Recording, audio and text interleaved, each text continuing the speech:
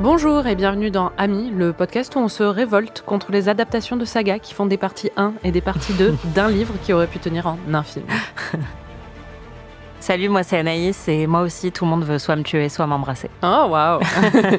Et moi c'est Marie et j'ai fait le quiz BuzzFeed sur quel personnage de Hunger Games êtes-vous et je suis Pita. Ah, c'est pour ça que je t'adore. Exactement, j'allais dire ça. C'est vrai qu'il est stratège comme toi. Et très charmant. Intelligent et très charmant. Voilà. Et il aime le pain. Comme moi aussi. C'est vrai, putain, plus t'en parles en fait. Plus c'est évident. C'est juste que tu fais 1 mètre de plus que lui. Mais... Exactement. Aujourd'hui, on continue donc notre exploration d'une saga culte avec un volet un peu spécial puisqu'il s'agit du premier volet du dernier chapitre de la série de livres Hunger Games. Un peu comme Harry Potter avait fait ça. Je crois que Harry Potter est les premiers à avoir commis ce crime. Ah ouais. Et depuis, ils le font tous. Ouais, bah dans les séries aussi, maintenant, ils font ça, ou la dernière saison oui, est divisée en deux. Ouais. Avec Mad Men, ils avaient fait ça. Je crois que c'était les premiers à faire ça. Après, j'ai envie de dire, au moins, ils ont la chance d'avoir des volets, contrairement à nous autres Parisiens. C'est ça, en pleine canicule. C'est vrai, très bien, très juste. Les adaptations récentes, c'est vrai, aiment beaucoup diviser les derniers livres en 2 parties et ça donne souvent des résultats un peu bâtards, surtout dans la première partie, vu qu'en général, il se passe pas grand-chose. C'est ça, il se passe tout. À la fin de la première partie, était là, ah bah ça aurait dû commencer par là en fait. Exactement. Et donc, c'est un peu le cas avec ce film, on va en parler. Et il s'agit donc du 3e film, parce que je l'ai pas dit, de la saga Hunger Games. Ça s'appelle Hunger Games, La Révolte, partie 1.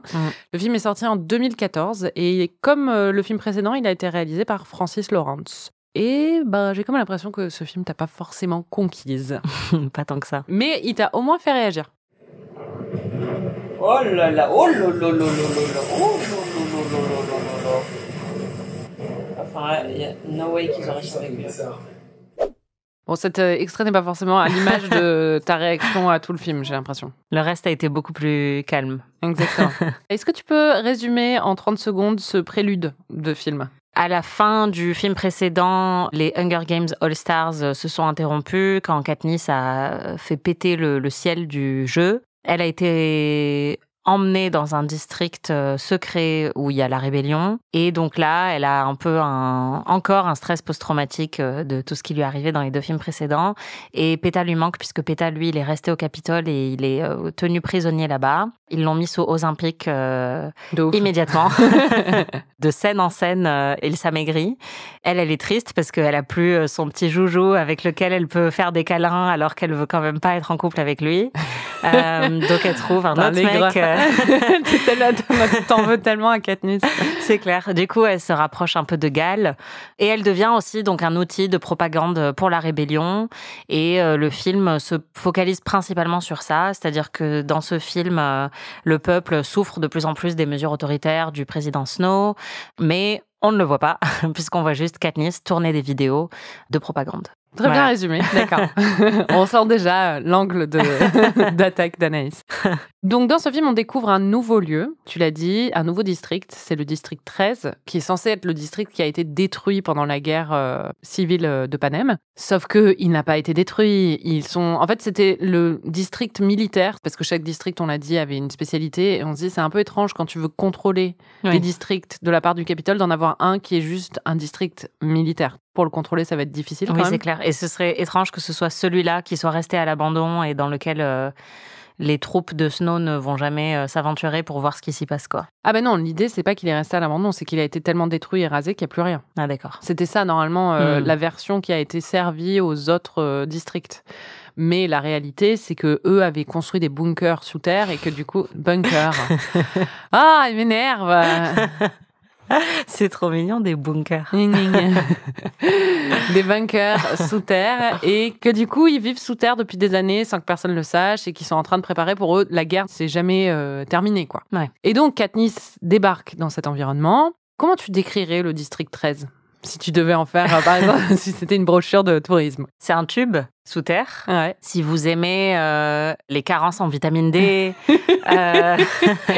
l'absence d'oxygène, le design industriel et le seum généralisé. Et les autocraties bienveillantes. Ouais, voilà, c'est un endroit parfait pour ça, un endroit idéal. C'est vrai. C'est un camailleux de gris. Ouais, c'est un mélange entre Battlestar Galactica et d'autres endroits dans l'espace où ils sont dans des bunkers. Ouais, voilà. Parce que Battlestar Galactica, ils jouent au poker et ils sont rigolos quand même. C'est vrai. C'est vrai. Non, mais c'est vrai, ça couche et tout, là, franchement... Oui, non, là, même Effie, la pauvre, elle dit « mes perruques me manquent ». Enfin, il y a rien qui va, quoi. Ouais, non, c'est vraiment compliqué. Et tous les dirigeants ont des cheveux poivre et sel absolument fabuleux. Bah parce qu'il n'y a pas de coloration de cheveux dans ce district, évidemment. Et aussi parce que c'est l'inverse du Capitole, évidemment. Le Capitole, c'est très coloré et c'est dans les fusions d'argent, de moyens et de couleurs. Et là, c'est la sobriété jusqu'au bout. Ouais. Ce qui m'a fait penser que si jamais j'étais dans le district 13, je serais élue présidente directe. De ouf. Parce que Anaïs, pour ceux qui ne l'ont jamais vue... J'ai la même coupe de cheveux que Julianne Moore dans ce film. Et la même couleur de cheveux, ouais. T'as les cheveux poivre et sel naturellement. Il y a plein de gens qui arrêtent Anaïs dans la rue pour lui demander si sa couleur est naturelle. Ouais, ou pour me demander chez quel coiffeur j'ai fait ça. Et je leur réponds, ça s'appelle anxiété. Mère nature. Anxiété, le et coiffeur. insomnie. Ouais. Avec ce nouveau lieu viennent... Anxiétaire. Non. Arrêtons là. Avec ce nouveau lieu viennent aussi de nouveaux personnages. Il y a plusieurs stars qui ont rejoint le casting. On commence par Président Coin-Coin. Exactement. Président Coin. La présidente Coin, qui est jouée par Julianne Moore. Je t'avais un peu dit qu'il y aurait Julianne Moore dans les films, parce que bon, t'es censé les avoir vus, mais t'as tout oublié. Mais bon, du coup, je t'avais un peu spoilé ça. Comment est-ce que tu la décrirais? Je dirais que c'est peut-être pas le plus grand rôle de Julianne Moore. Je prends un risque en disant ça, mais... Non, mais c'est une présidente qui est assez froide et stratège, c'est-à-dire que clairement, elle a des airs bienveillants, mais on comprend assez vite que ce qui l'intéresse, c'est la lutte via la propagande, qu'elle a assez peu de sympathie pour qui que ce soit, en fait, et que oui, elle a des tendances un peu autocrates aussi, tout en étant du bon côté, c'est-à-dire du côté de la révolution.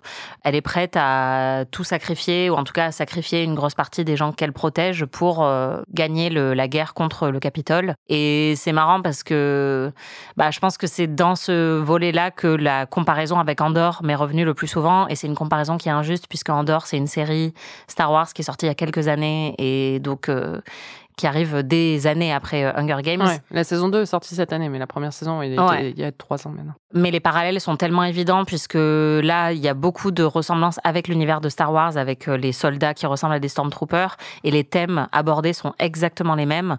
Et la présidente Coin pourrait rappeler le personnage de Stellan Skarsgård un peu dans Andor, qui est très froid et qui est prêt à sacrifier énormément de choses et aussi énormément de personnes pour arriver à ses fins.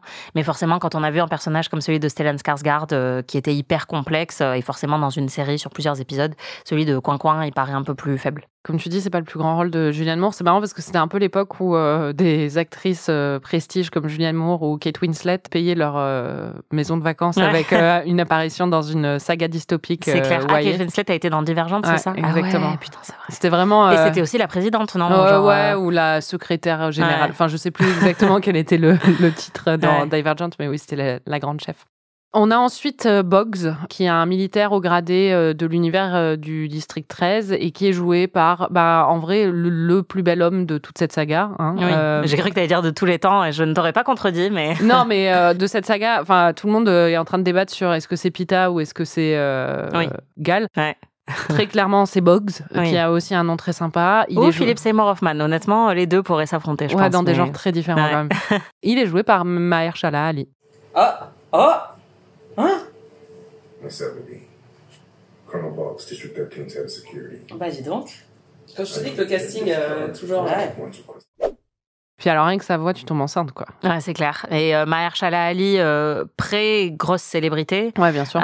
Et ça se voit aussi dans la manière dont il est amené dans le récit. C'est-à-dire que maintenant, si tu le mettais dans un film comme ça, il y aurait un vrai reveal sur le fait qu'il est là. Alors que là, c'est limite une arrière-pensée, quoi, quand il débarque. Quand tu vois la distribution, il est très très bas. Il était même pas... J'ai regardé sur la page Wikipédia, il est même pas dans la distribution officielle quand le film est sorti, quoi. Il est... Ouais, bah oui, parce qu'on est bien avant Moonlight et tous les rôles qui l'ont révélé un peu à la même période. Katniss, donc, elle devient un objet de propagande et elle a une équipe de tournage, qui est un peu une équipe de tournage, c'est la version 2014 de ce qu'étaient des gens badass, quoi. C'est clair. Avec la moitié du crâne rasé et des tresses de l'autre côté. Exactement, et des tatouages. Et dans cette équipe de tournage, il y a une personne qu'on connaît bien, puisqu'on l'a déjà vue dans une autre saga culte, encore plus culte. Dans Game of Thrones, elle jouait, on va l'entendre. Et B, comment elle s'appelle Nathalie Marjorie, c'est ça. Marjorie Tyrell. Je l'aimais tellement dans Game of Thrones. Moi aussi. Là, elle est un peu plus crispante, je trouve. Parce que, justement, elle a ce côté un peu, je suis cool. Je suis là pour te filmer, on est là pour toi, meuf. On t'admire énormément. On est venu de Panem, juste pour toi. On est venu du Capitole. C'est clair. On a tout abandonné pour toi. Enfin, elle parle un peu comme ça, t'es là, bon, calme-toi. En même temps, c'est une représentation assez réaliste de certaines équipes de tournage que tu pourrais croiser. C'est vrai. These people have come a long way to support the cause. This is Cressida, in my opinion, one of the best up-and-coming directors in the capital. Until I up and left. This is my assistant, Masala. It's an honor to meet you. And your cameraman over there, Castor. Hello. And Pollux. You're all from the capital? Plutarch got you out? Don't expect much chit-chat from him. He's an AVOX. Capital cut his tongue out years ago. And no, it wasn't any sort of rescue, if that's what you mean. We all fled on our own. For this. For you.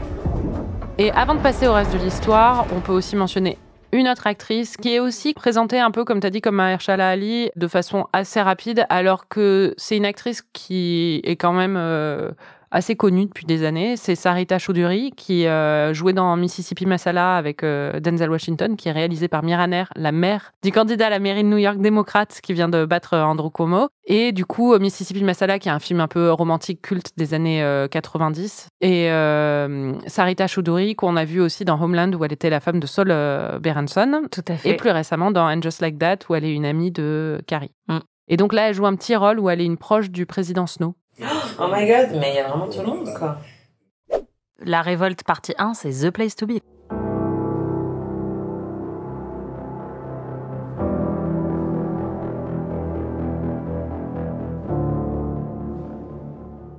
Passons à l'intrigue, puisqu'il le faut. Il y a 2 axes un peu narratifs dans ce film qu'on va couvrir. Je te fais le plan de partie, annonce du plan. La partie 2 axes très courts. Ouais. Non, mais d'abord, il y a l'aspect, ce que tu disais en résumé, sur toute la question de la propagande et de la place de Katniss dans cette propagande et dans la résistance en général. Et ensuite, évidemment, il y a l'autre axe qui est sa relation avec Pita, comment il va, Pita pourquoi il est pas là, et son truc avec Gal. Enfin bon, voilà. Bon, commençons par l'aspect propagande-résistance, puisque c'est un peu le nerf de la guerre dans ce volet. Donc, pour resituer, Katniss, elle arrive dans le district 13 et tout de suite, en fait, la raison pour laquelle ils l'ont sauvée, c'est parce qu'ils veulent qu'elle soit le visage de la résistance. Ils ont compris qu'elle avait un pouvoir d'attraction énorme et qu'elle était très aimée par tout Panem. Et donc, ils veulent qu'elle incarne cette résistance. Et donc, il y a toute une question autour de est-ce qu'elle va le faire, est-ce qu'elle va pas le faire, comment elle va le faire, comment elle va être maquillée pour le faire, comment elle va pas être maquillée, habillée. Et bon, ça n'a pas eu l'air de trop te convaincre, cette intrigue. Je trouve ça un peu nul. Bah, enfin, en fait, là, il devrait parler de stratégie politique, pas de... Genre, tout ça tourne autour du fait qu'elle ait une jolie robe, quoi. Une jolie tenue. Je suis d'accord, mais en vrai, je pense que, c'est un objet de propagande, tu vois. Oui, mais là, en fait, t'as l'impression qu'il parle que de ça, tu vois. Enfin, je trouve que le focus du film est tellement, ça fait un peu prétexte pour juste réutiliser les trucs des films précédents, alors que c'est toujours la révolution, mais il faut encore parler des tenues, tu vois. Merci les pubs Amazon en fond. Je paye un forfait. Pourquoi j'ai encore des pubs au milieu des films ? C'est clair. C'est mon coup de gueule. Il y a un décalage entre les enjeux dont ils veulent parler et le focus qu'ils choisissent. C'est-à-dire qu'ils veulent parler de la guerre et de gens qui sont en train de se faire buter à travers l'histoire d'une meuf qui doit se faire filmer au milieu de la guerre, tu vois. Genre, c'est un peu bizarre, quoi. Je suis pas sûre que ce dont ils veulent parler, c'est la guerre et les gens qui veulent se faire tuer. Oui, peut-être pas, mais du coup, pour moi, c'est un angle d'attaque un peu bizarre, quoi. Pour moi, c'est le truc de quelqu'un qui se retrouve justement la figure d'un mouvement un peu malgré elle, tu vois. Oui. Je pense que l'angle lui-même, il est intéressant de montrer justement le point de vue de Katniss qui est projeté dans cette guerre et qui est une guerre de l'image. Mais en fait, je trouve que soit l'angle n'est pas assez poussé sur la guerre de l'image, même si c'est ce que le film cherche à faire. Il montre aussi Snow qui est en train de se filmer, qui est en train de rédiger les discours qu'il prononce, etc. Donc c'est le parti pris, il est clair. Mais je pense que le problème, peut-être, c'est que depuis le début de la saga, le peuple n'a jamais été vraiment montré. on n'a que la perspective de Katniss et les gens qui l'entourent, mais le peuple de Panem reste vraiment une entité sans visage, parfois littéralement, c'est-à-dire que même dans les scènes de ce film-là, ils sont filmés de dos dans la foule, mais on voit très rarement ce peuple de manière incarnée. Elle est censée l'incarner, elle, quoi. Ouais, mais du coup, ça crée un décalage parce qu'on comprend même pas pourquoi elle se bat, tu vois. On voit très peu les effets de la guerre sur d'autres personnes qu'elle, où on voit des endroits qui ont déjà été totalement rasés, parfois des squelettes, tout ça. C'est un film qui est très sombre et pour le coup, ça, c'est assez réussi. Et il y a une scène à l'hôpital où on voit un petit peu Katniss entourée de toutes ces victimes de la guerre, mais c'est tellement bref que je trouve que ouais, ça manque d'incarnation, en fait, des enjeux que elle est censée représenter et pourquoi elle est censée être si énervée. D'ailleurs, pendant le film, clairement, il y avait un problème parce que t'as même demandé si c'était la guerre, quoi. Enfin, donc clairement, c'était pas clair. Ouais.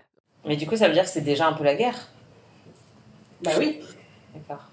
On regarde pas le même film depuis tout à l'heure. Bah, je sais pas, ils ont tué des dissidents, mais tu vois. Bah, clairement, il se passe des trucs, quoi.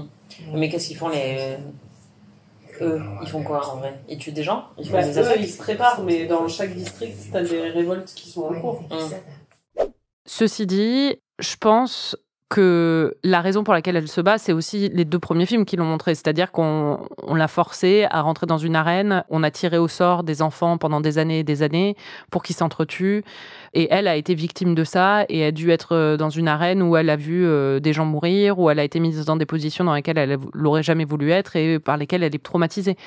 On comprend quand même. Ouais, on comprend, mais je pense que ça montre un peu les limites de cette saga qui veut aborder des thèmes assez adultes et assez sérieux, mais qui reste quand même pas mal en surface. Je trouve que c'est un film qui manque de profondeur, en fait, émotionnelle et même de profondeur rhétorique, je dirais.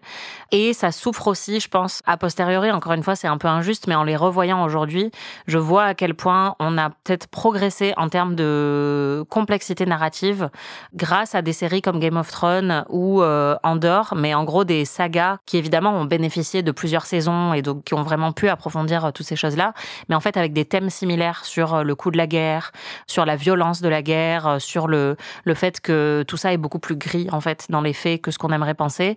Bah depuis, on a eu des œuvres, en tout cas je pense moi, qui m'ont beaucoup plus marqué. Oui, et donc après on en avait avant aussi. Enfin, oui, bien sûr. Je compare parce que c'est des œuvres de fantasy. Oui, bien sûr.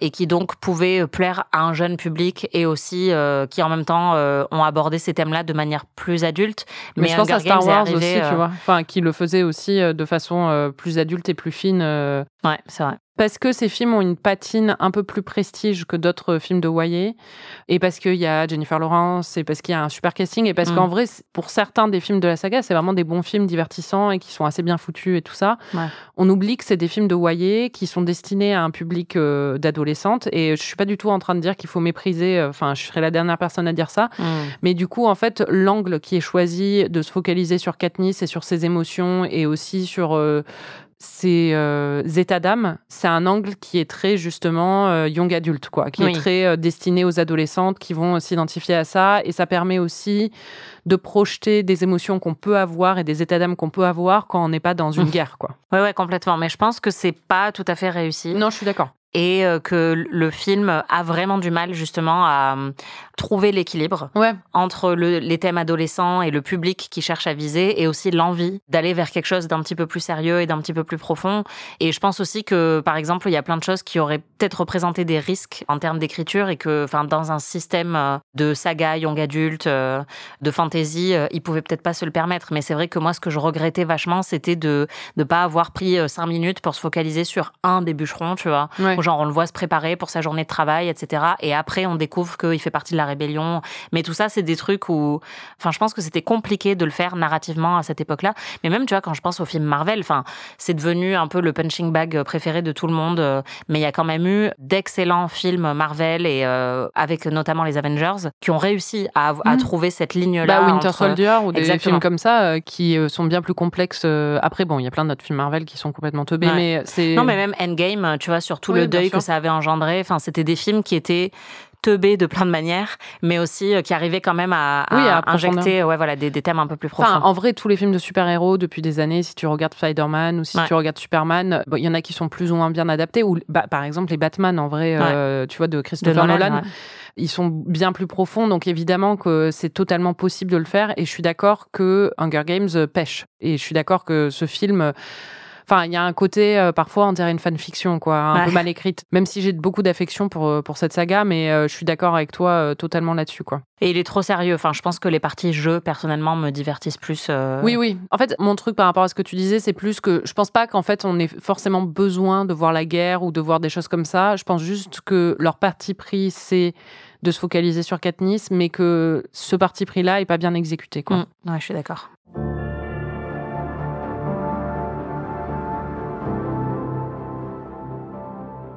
Il y a quelques scènes dans lesquelles on voit le peuple se rebeller et on voit aussi le peuple se réapproprier en fait les outils de propagande de Katniss. Donc ça, c'est plutôt bien de l'avoir intégré, mais même là, l'exécution pêche un peu parce que ça arrive de manière tellement rapide que c'était un peu déstabilisant. Ouais.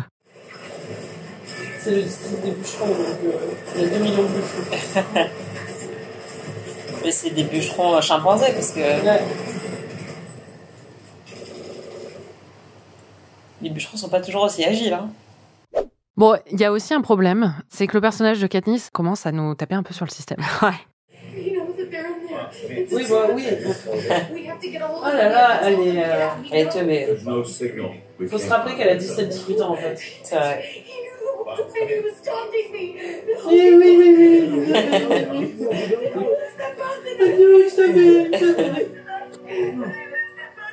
Franchement, on est à 1 degré de Keira Knightley, quoi. C'est vrai que là, t'as plus aucun garçon à qui faire des bisous. Tu peux en trouver un autre. He's punishing Peter to punish me. Oui, bah... Ça va, c'est maintenant qu'elle le capte. C'est clair. Elle est pas très malienne, celle-là. Katniss, C'est don't chiant. make me do this. Let her go. Bon, on l'entend dans ces extraits, il y a un gros problème aussi. C'est fou parce que vraiment, Jennifer Lawrence, pourtant, c'est une bonne actrice, quand même. L'Oscarisée Jennifer Lawrence. Après, je pense que c'est vraiment des choix personnels parce que même quand je la vois aujourd'hui, maintenant qu'elle a fait son grand retour, enfin là, le dernier film dans lequel elle est, qui était à Cannes, c'est un film dans lequel elle est à 1000% tout le temps. Et je pense qu'elle aime privilégier des rôles et un jeu très, très intense. Ouais. Et il y en a qui aiment la voir faire ce jeu-là. C'est ça. Mais c'est très américain. Dommage. Ouais. En fait, je pense que les critiques qui aiment ça, c'est les critiques américaines. D'ailleurs, à Cannes, tous les Américains ont kiffé ce film alors que nous, on est tous ressortis en mode putain, j'ai mal à la tête, en fait. C'est ça. Elle a une intensité naturelle et elle a pas besoin d'en rajouter par-dessus. C'est comme les meufs qui ont déjà des traits de poupée où genre tu te dis si tu les maquilles trop, ça devient horrible parce qu'elles ont pas besoin d'en rajouter. Jennifer Lawrence, c'est un peu ça. En fait, quand elle est plutôt dans la retenue ou quand elle joue dans des comédies, elle est excellente parce qu'elle a besoin d'appuyer un tout petit peu sur certains curseurs et ça marche. Et là, dans ce film et dans d'autres où elle en fait un peu des caisses, ça déborde.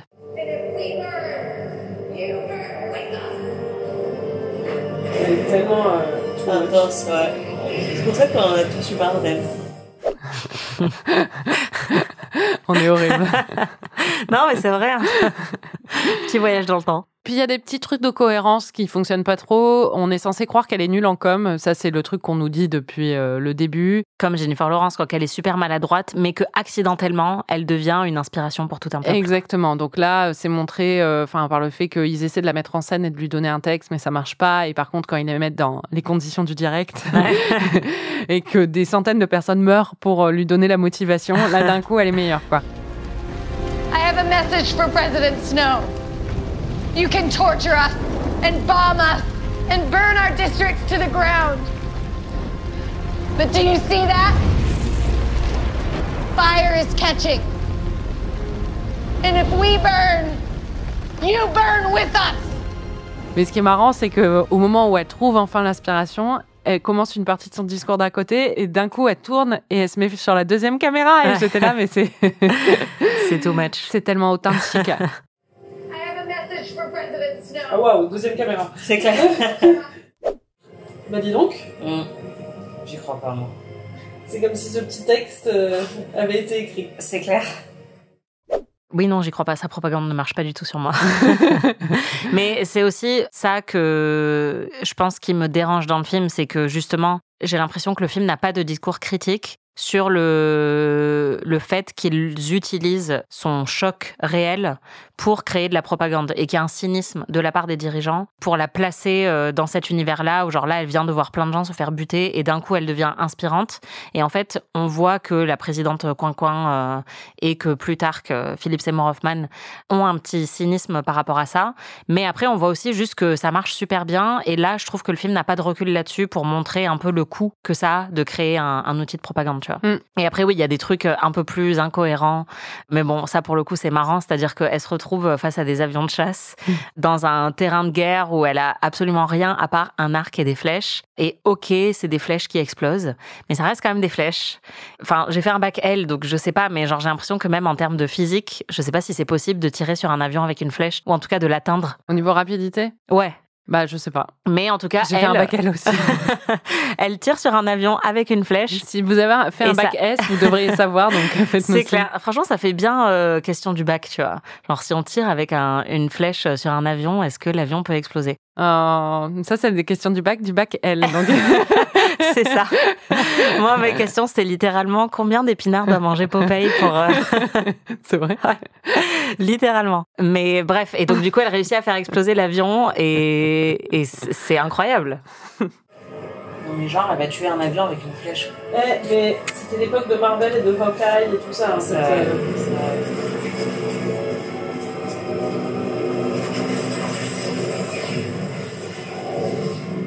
Et voilà. Je n'y croyais pas et elle l'a fait. C'était facile, hein. Ouais, franchement, tu gagnes la guerre direct, en fait. C'est clair, il suffit de quelques flèches. Ouais. Bon, c'est très bien, toutes ces histoires de propagande et tout ça, mais le vrai problème, il est ailleurs. Et le premier problème, le plus gros, c'est qu'il y a trop de Gals. Tout à fait. Et pas la Gale la plus fun. Non, la Gale jouée par Liam Hemsworth. Exactement. You sure you don't want me to go with you? Oh, ta gueule. I'm sure. Le mec, il pourrait dire n'importe quoi. What about rides on you from above? Non, André, il est mignon, mais... Oui, mais t'as pas envie que ce soit lui qui soit là. Non. Non, mais que ce soit pétard. Gal.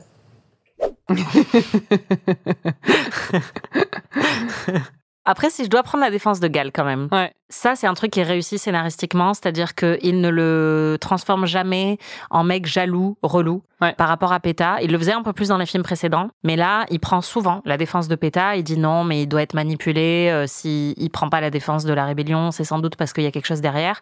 Et il se porte volontaire pour aller le sauver. Et ça, je trouve que c'est pas mal parce que ça complique le triangle amoureux. Ce serait beaucoup plus facile pour elle de se détourner de Gale si c'était un gros trou du cul qui pétait des crises de jalousie tout le temps.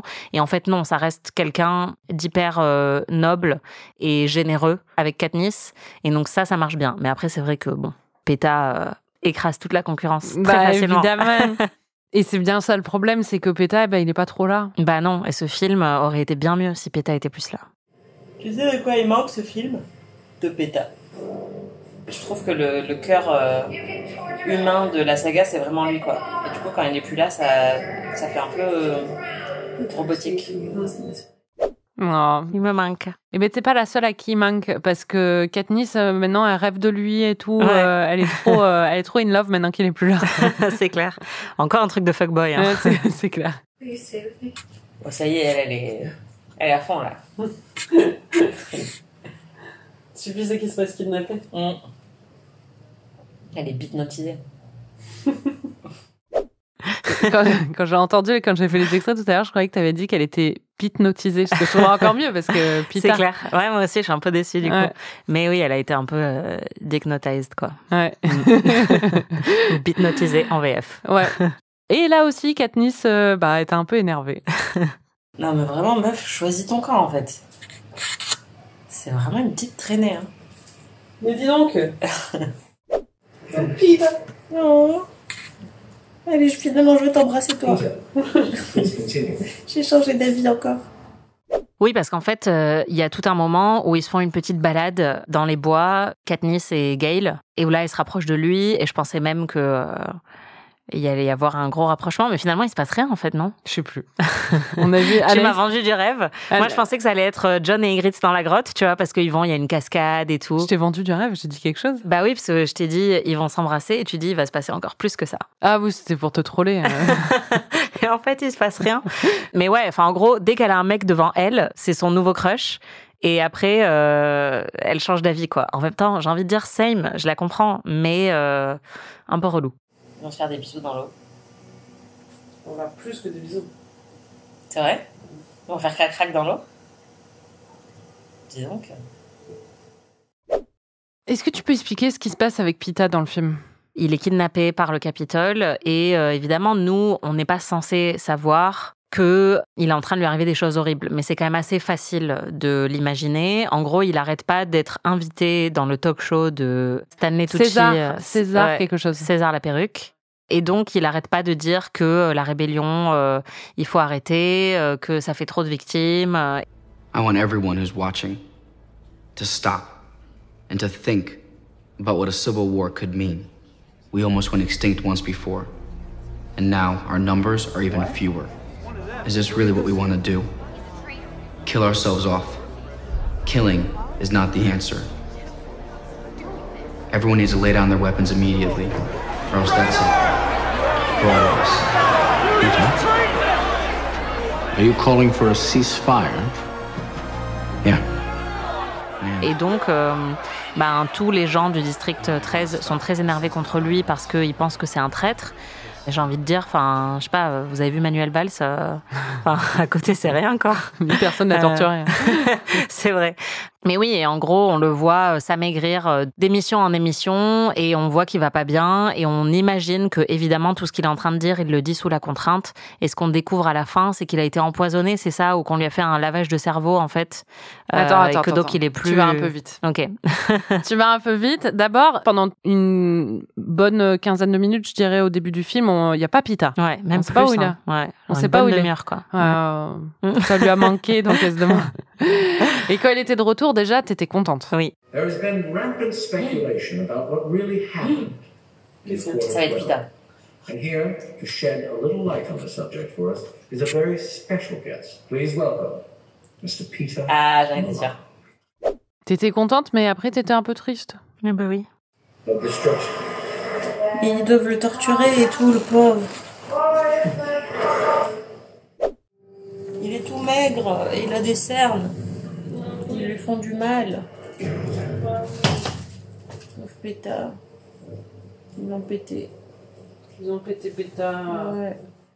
Et surtout, tu le disais, il y a un débat sur sa loyauté, parce qu'il va à la télé pour dire il faut pas se battre, faites pas la guerre, machin. De toute évidence, il est torturé, il est en train de maigrir à vue d'œil et tout, il a pas l'air d'aller très très bien, mais eux, ils s'en foutent. Alors quand Katniss demande, en échange de sa participation à l'effort de guerre et du fait de devenir le visage de la guerre, de la résistance, elle demande l'immunité pour Peeta, ça fait scandale. Et toi, tu te demandais l'immunité pourquoi?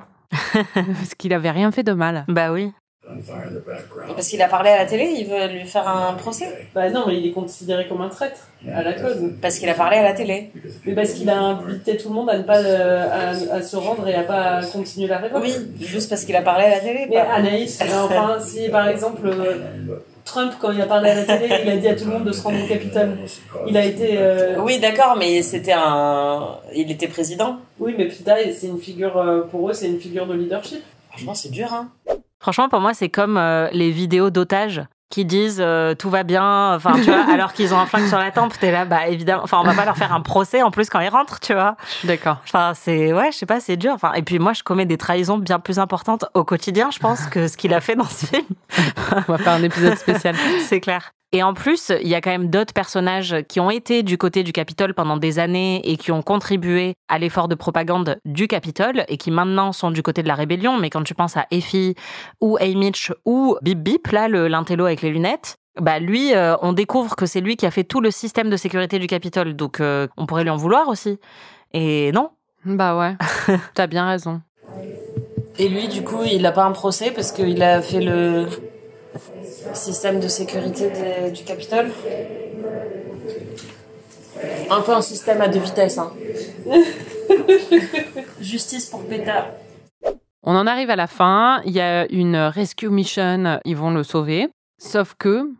ils vont le sauver et bizarrement, ça se passe très bien. Oui, ça se passe un peu trop bien. Et en fait, là, le montage est pas mal. C'est-à-dire qu'on a plusieurs choses qui se passent en même temps. Déjà, il y a un assaut sur le district 13 et donc ils sont obligés de se calfeutrer, de s'enfermer et de conserver leur oxygène. Et donc forcément, c'est un peu stressant. C'est avant ça. Mais du coup, déjà, ça fait monter un peu la tension. Ça ressemble à Titanic, ils doivent fermer les écoutilles, etc.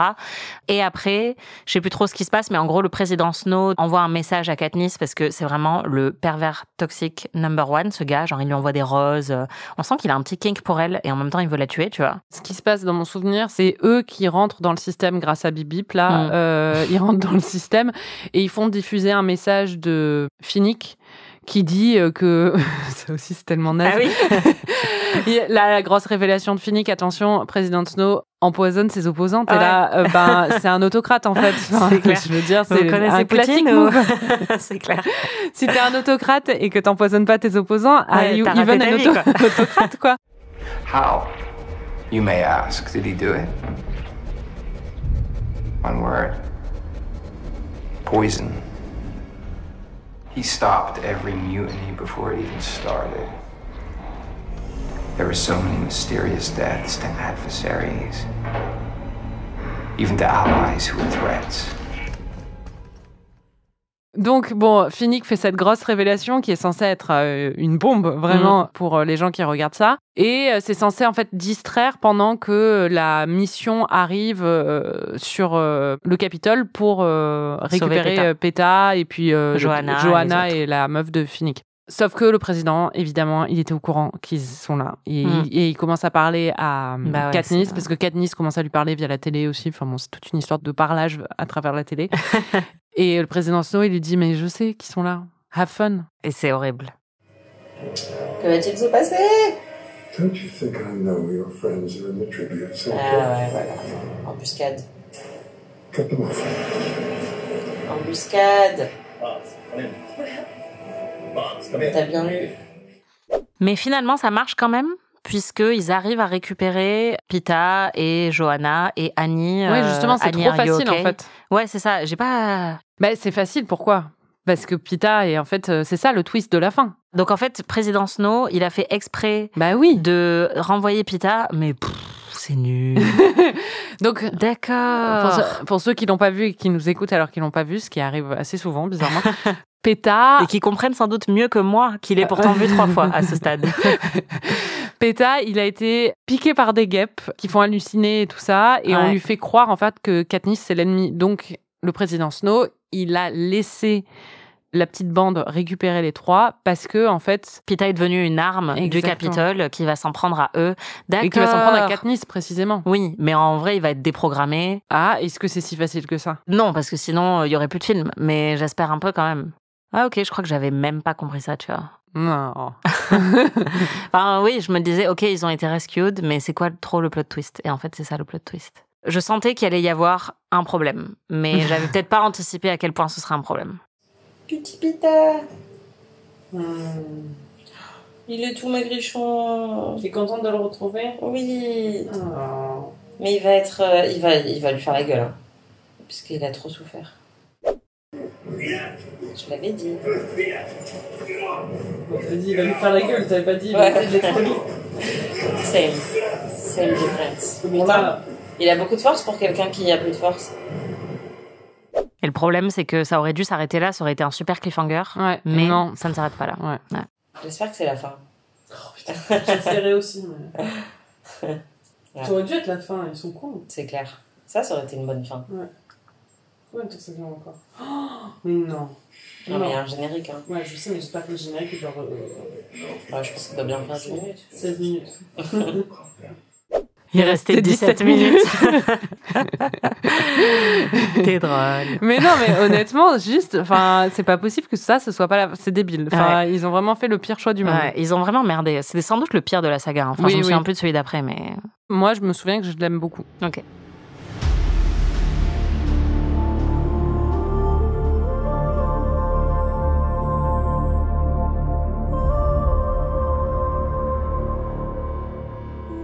On n'a pas parlé des deux meufs un peu chiantes, toujours très chiantes. Oui. À savoir la mère et la sœur de Katniss, quoi. Elles sont toujours là. Hein. Ouais, malheureusement. Alors que ça devrait être aussi des ancrages émotionnels, bah juste t'as envie de les taper, quoi. Ouais, je suis Les deux, elles me saoulent en fait. La mère et la La sœur. mère aussi, ouais. Ouais, bah les nièces, quoi. J'espère que Prime elle va mourir. Oh, waouh! J'espère que Prime va mourir. Bah, ça ferait des bons enjeux narratifs et en plus, elle serait plus là, donc ça aurait un avantage considérable. Oh là là, putain, que c'est les connes, là aussi. Le chat, il survit à tout. Allez. Bon, tu te doutes bien. Franchement, laisse crever ta soeur.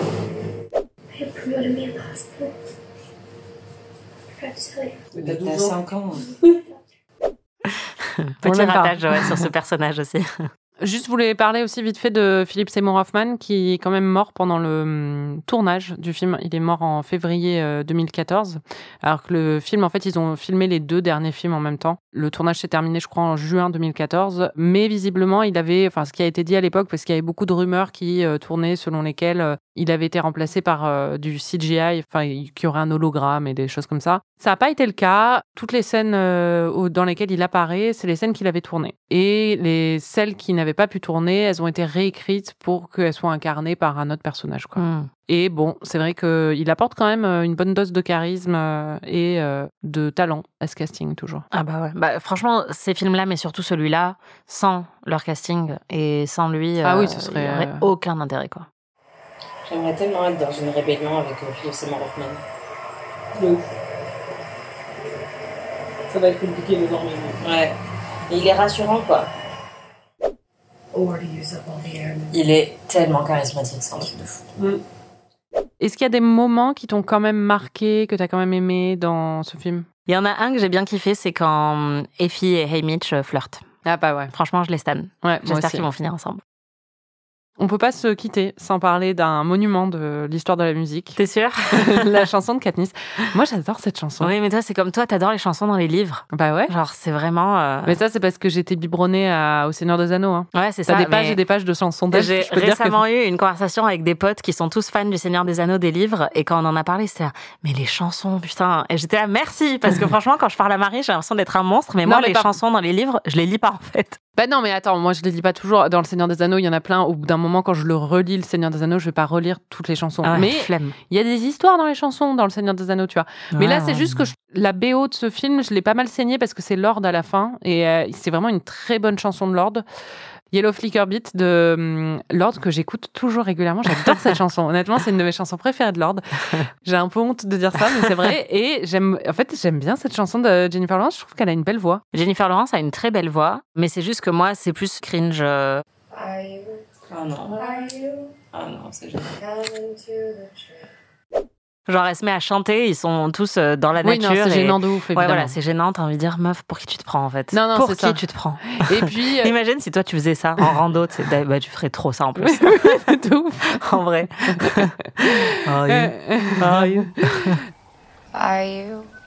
Are you coming to the tree? They strung up a man, they say, who murdered 3. Clairement, la chanson, c'est sur un mec qui a été pendu pendant la première guerre civile. C'est un mec qui a été pendu par le Capitole. Il y a des évocations aux chansons afro-américaines sur l'esclavagisme et tout ça. Donc, oui, non, en vrai, c'est une bonne chanson. Oui, c'est une bonne chanson. Elle est catchy et le reste après fonctionne bien une fois que c'est repris justement par tout le peuple. On voit encore ce moment très sincère et capturé sur le vif qui se transforme en élément de propagande. En fait, c'est exactement le même problème qu'avec les jeux, c'est-à-dire que c'est trop facile. La propagande, ça doit être quelque chose où justement c'est de la manipulation. Et en fait, ils arrivent quand même à se débrouiller pour que Katniss ne crée jamais de la propagande qui soit de la manipulation, parce que c'est toujours un moment qui est sincère et qui n'a pas été pensé en amont. Et du coup, c'est comme le fait qu'elle ne tue personne pendant les jeux, c'est un peu facile. Mais là, ça marche très bien une fois que tout le peuple se saisit de cette chanson qu'elle a chantée de manière spontanée. C'est un peu le moment l'émise du film. Ça fonctionne bien.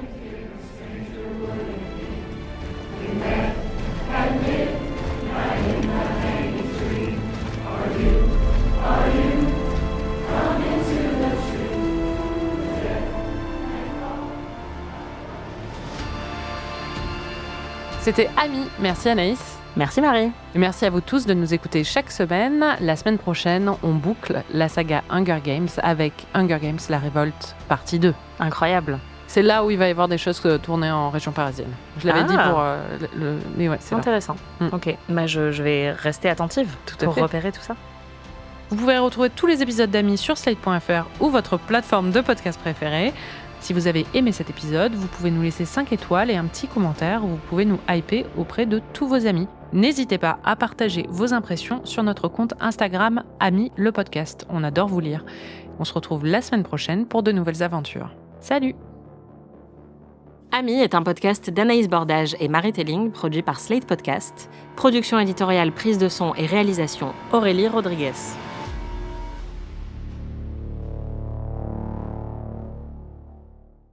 Avant de vous laisser, quelques petits bonus. Coriolanus? Mais non. Mais non. Ah, je comprends pourquoi il a le seum. Coriolanus. Eau potable. Eau potable? Eau potable. Ah, son gros cerveau qui est en train de fonctionner là. Encore des jeux.